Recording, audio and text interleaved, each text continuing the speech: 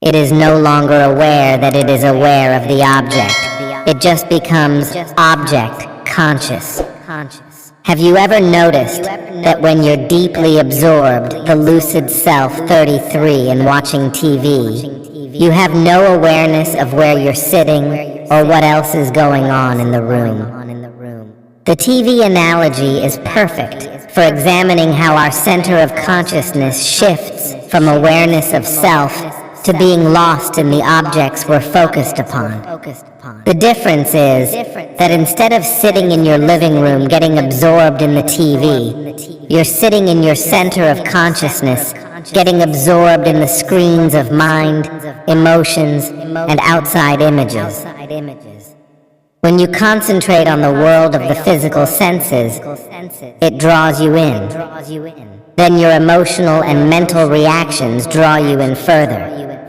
At that point, you are no longer sitting in the centered self. You are absorbed in the inner show you're watching. Let's look at your inner show. You have an underlying pattern of thoughts that goes on around you all the time. This pattern of thoughts stays pretty much the same. You are as familiar and comfortable with your normal thought patterns as you are with the living space of your home. You also have emotions that are your norm, a certain amount of fear, a certain amount of love, and a certain amount of insecurity. You know that if certain things happen, one or more of these emotions will flare up and dominate your awareness. Then, eventually, they will settle back down to the norm.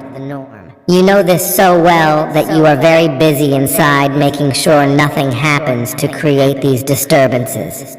In fact, you are so preoccupied with controlling your world of thoughts, emotions, and physical sensations that you don't even know you're in there. That is the normal state for most people. When you are in this lost state, you get so totally absorbed in the objects of thoughts, feelings, and the senses that you forget the subject. Right now, you are sitting inside the center of consciousness, watching your personal TV show.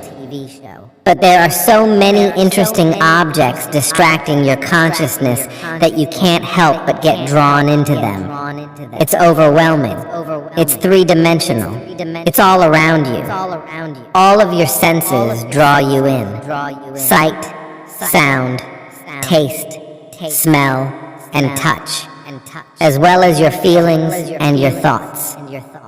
But you are really sitting quietly inside looking out at all these objects.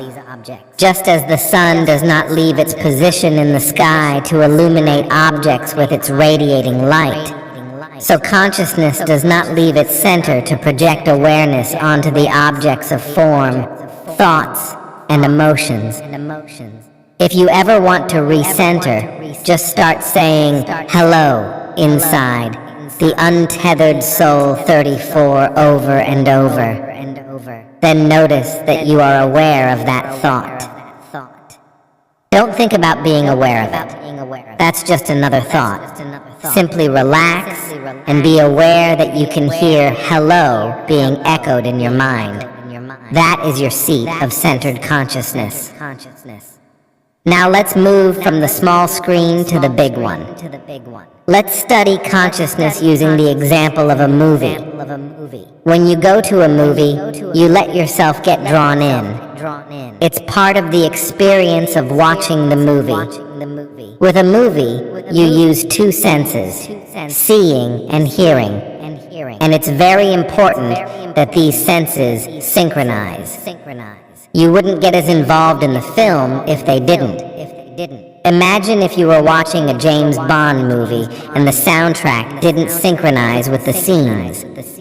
Instead of getting drawn into the magical world of the movie, you would remain very aware that you were sitting in a theater and that something was wrong. But because soundtracks and scenes normally synchronize perfectly, movies capture your awareness and you forget that you're sitting in the theater.